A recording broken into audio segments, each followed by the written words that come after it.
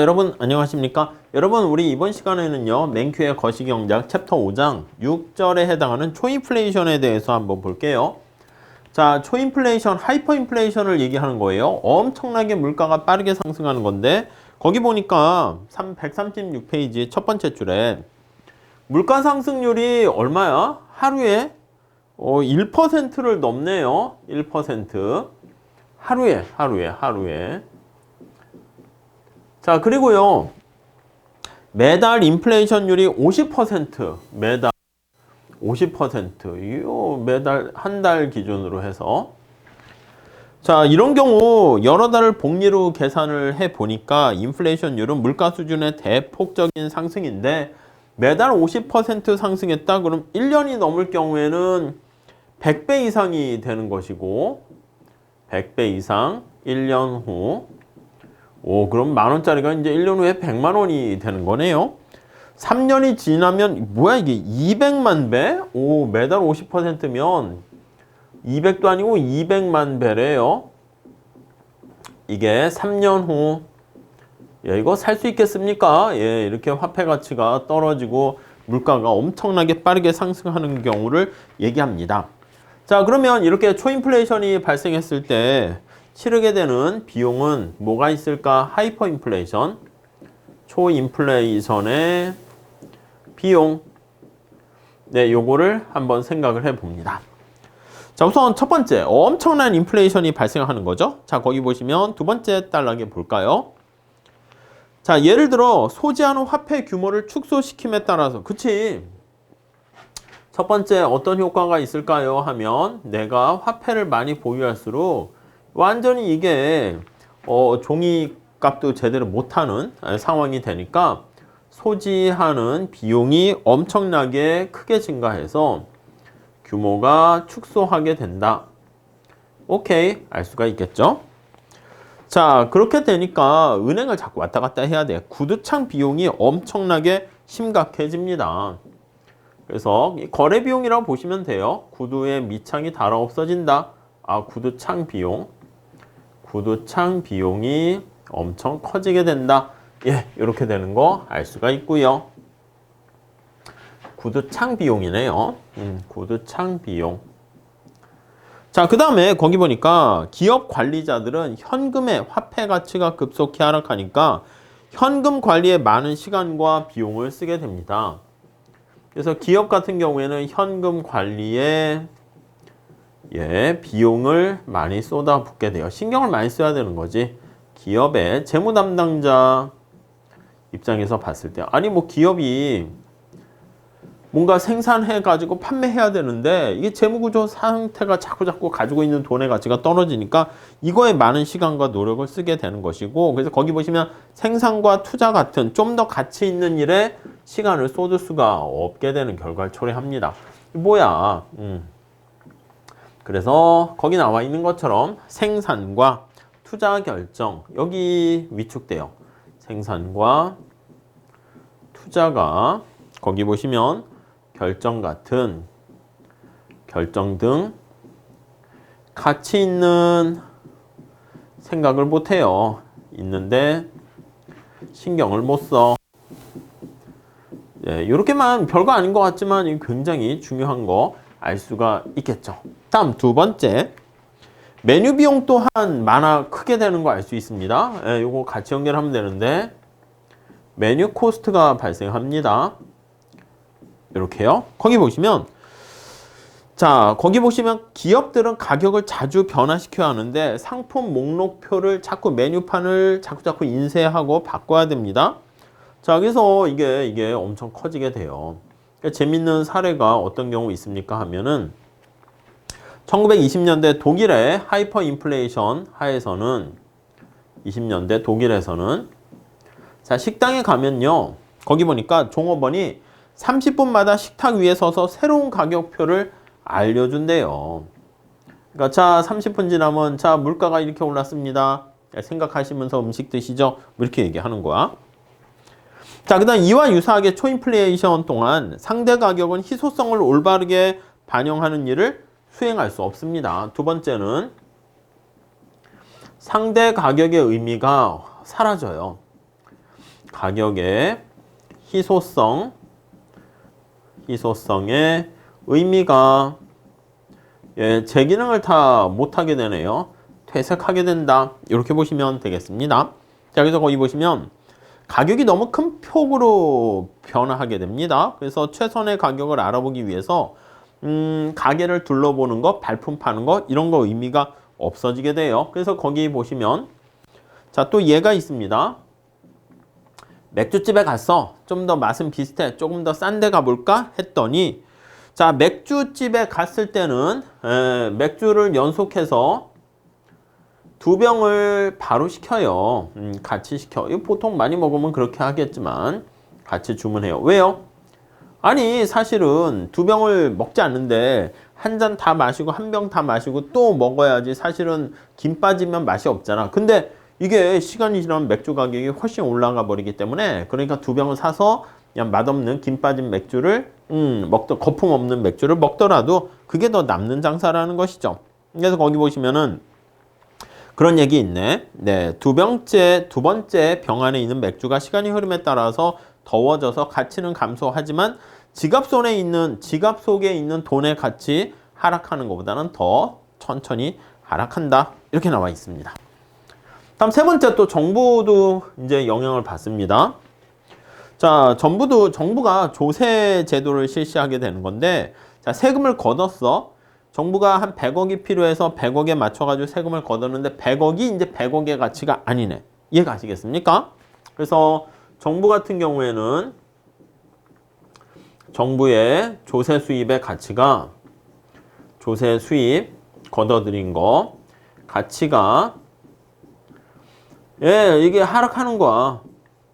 100억이 100억의 가치가 아닙니다. 그래서 거기 보니까 미국의 경우 납세자들에게 3개월마다 평가된 소득세를 납부할 것을 요구하게 된다. 그래서 사람들은 어떻게 됩니까? 거기 보시면 내가 만약에 100만 원을 내야 돼. 근데 지금 100만 원 내는 것보다가 좀 기다려. 그래서 사람들은 납부를 연기하는 거야. 연기 시도가 증가해. 만약에 뭐 한 달이라도 후 이렇게 세금 내면 가산세가 붙더라도 오히려 더 나의 부담은 작아지는 거 알 수 있습니다. 그래서 증가를 통해 가지고 거기 끝에 보시면 실질 조세 부담이 작아지는 거야.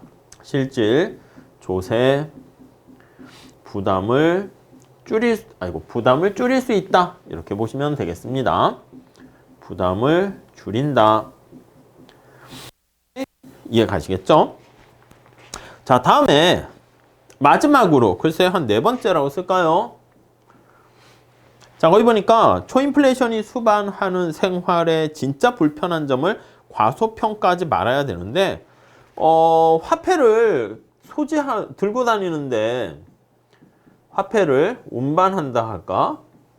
운반하는 비용이 엄청 커져. 이렇게 얘기할 수 있습니다.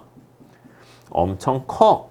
이해 가시죠? 그러니까 거기 보시면 내가 뭔가 거래를 하려면 화폐를 우리가 소지해서 교환을 하게 되는데 이게 물건을 집으로 운반하는 거, 그거 못지않게 화폐를 들고 다녀서 거래하는데 그것도 부담이 커집니다.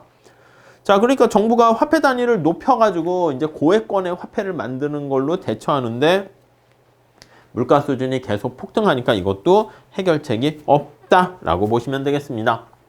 자, 결국 이거를 집약해서 표현하면 초인플레이션이 화폐로서의 제대로 기능을 할 수 있게 만듭니까? 안 됩니다. 그래서 비용은 결국은 뭐냐면 자, 밑에서 두 번째 줄에 나와 있습니다. 시간의 흐름에 따라 화폐와 관련해서 화폐의 가치 저장의 기능이라든가 또는 계산 단위 기능이라든가 이런 거 아니면은 또 거기 교환의 수단 이러한 기능들을 다 없애버리게 되는 교환의 매개 기능을 점차 이렇게 못하도록 만든다. 기능을 상실시키도록 만든다. 화폐가 돈이 의미가 없게 되는 것이죠. 오케이? 네, 그 정도 정리하시면 되겠습니다. 자, 그러면 우리가 이런 생각할 수 있어. 알았어. 초인플레이션이 이렇게 발생하게 되면 이런 비용 대가를 치르게 되니까 하이퍼인플레이션이 발생하면 안 되겠구나. 야, 근데 하이퍼인플레이션이 왜 발생하는 거야? 원인은 뭐야? 예, 요거를 한번 보도록 하겠습니다. 원인은 뭐 간단합니다. 돈을 많이 찍어서 그렇겠죠. 그래서 거의 두 번째 단락에 보시면 과도한 통화 공급이다. 이게 이제 기본이 되는 것이죠. 과도한 돈을 많이 찍어서 그런 거야. 통화 공급이 원인이다. 네, 이렇게 정리를 하시면 되겠고요. 자, 거기 보니까 중앙은행이 통화를 발행하며 물가는 상승합니다. 급속하게 통화를 증가시키면 하이퍼인플레이션이 돼. 그러면 하이퍼인플레이션을 억제하기 위해서는 급속한 통화 공급을 다시 줄이면 되긴 합니다. 근데 이거는 불완전하대. 공급 때문이므로. 이게 비가역적입니다. 그러면 얘가 원인이니까 만약에 대처 방안을 마련한다 그러면 과도한 통화 공급을 줄이면 되지 않겠어? 네, 방안은 이게 이제 관심이야. 그래서 이걸 억제하는 거 이거 갖고는 좀 안 된다 합니다. 왜냐하면 거기 보시면 이 근원적인 문제를 해결해야 돼. 왜 과도하게 통화 공급을 할 수밖에 없었어? 이렇게. 이해 가십니까? 그러니까 우리가 과도하게 통화량을 막 돈을 찍어내는 게 원인이라서 야, 그거 줄이면 되잖아. 근데 줄이지 못하는 이유가 있겠지. 그거를 근본적으로 해결해야 돼요. 자, 거기 보니까 이러한 과도한 통화 공급을 하게 되는 가장 큰 이유는 재정 정책 때문입니다. 정부의 재정 측면을 봐야 되는 거죠. 정부의 재정 측면에서 돈을 많이 써야 돼. 측면에서 과도한 지출이 필요하게 되어서 어쩔 수 없이 이렇게 돈을 찍어서 재원을 조달하는 것이죠. 자, 그러니까 왜 과도한 지출하면 세금 거두면 되잖아. 근데 이게 세금을 거두기가 쉽지 않습니다. 이렇게 경기가 침체되고 등등등. 야, 빌리면 되잖아. 또 빌리려고 했는데 본드를 발행해야죠. 이것도 이제 뭔가 신용이 있고 이 채권이 좀 안정적이고 해야지 사람들이 사지. 어렵잖아. 그럼 또 다른 재원을 조달하는 방법이 뭐야? 그치, 돈을 찍어내는 게 제일 만만한 방법이 되겠습니다. 그래서 거기 보시면 정부가 지출을 감당할 만큼 적절한 조세 수입 어렵고요. 조세를 통한 수입 조달이 곤란하고요. 그리고 거기 보니까 두 번째, 부채 발행을 통해서, 부채 발행이야. 부채를 발행해서 국채를 발행하는 거죠. 국채가 이제 부채야. 발행이 좀 곤란하고요. 이러한 상황에 그러니까 돈을 팡팡팡 찍는다. 이렇게 보시면 되겠습니다. 자, 그래서 정부의 신용 부담이 크게 되는 거니까 빌리는 게 힘들어져. 그러니까 화폐 인색이 돌려서 야, 돈 찍어. 이렇게 되는 거예요. 자, 근데 문제는 뭐냐면 지난 시간에 본 것처럼 과도한 통화 공급으로 인해서 이렇게 초인플레이션이 발생했잖아. 그러면 하이퍼인플레이션이 발생하게 되면 아니 정부가 이렇게 사용한 이 돈의 가치가 또 떨어집니다. 그래서 거기 보시면 재정 문제가 더 심각해져요. 그래서 이렇게 초인플레이션 때문에 인플레 하에서 이션 하에서 자, 우리 앞에서 얘기한 것처럼 사람들은 세금을 빨리 내는 게 좋아요? 나중에 내는 게 좋아요? 나중에 내는 게 좋지. 그러니까 조세 납부 지연이 발생하고 세금을 뒤로 내려고 하는 거야. 납부 지연이 발생하고 그 정부가 거두려고 하는 이렇게 통화량 공급해서 쓰려고 했던 이 돈의 가치가 떨어지게 되는 문에 거기 보시면 다시 어떻게 됩니까? 자체적으로 또 다른 돈을 또 찍어낼 수밖에 없습니다. 그래서 거기 보니까 화폐 인쇄기에 임의로 활용할 수 있는 방법 계속 증가시키게 되는 것이고 그 다음에 재정이 또 악화됩니다. 재정이 다시 추가적으로 계속 악화가 되고요. 그럼 계속 돈을 찍고 계속 하이퍼인플레이션 더 심해지고 이렇게 반복되는 거네요. 자, 그래서 이게 원인은 결국 어떻게 됩니까? 돈을 안 찍어낸다라는 게 요게 이제 대처 방안으로 원인을 알았으니까 할 수 있는데 궁극적인 원인은 정부가 돈이 필요한 거야. 재정 측면에서 재정 적자가 심해지는 거야. 그래서 대처 방안은 뭐다? 저거가 이제 근본 원인이냐 이거를 해결해야 되는 거예요. 자, 그래서 대처 방안은 결국은 뭡니까? 하면은요. 재정 개혁 이렇게 나와 있습니다. 재정 개혁만이 그러니까 만약에 우리가 이제 어떤 한 개인이 마이너스 부채, 빚이 되게 많은 거야.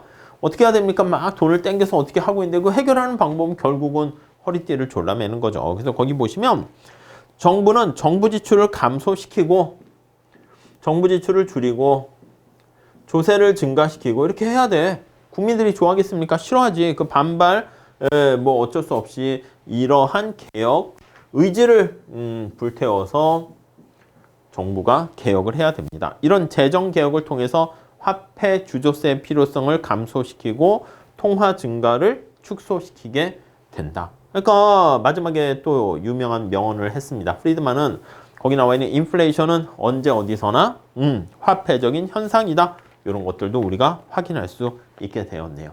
오케이? 자, 이렇게 인플레와 관련한 그런 얘기들 거기 또 사례가 있는데 그거는 다음 시간에 같이 또 한번 끊어서 살펴보도록 하겠습니다. 감사합니다.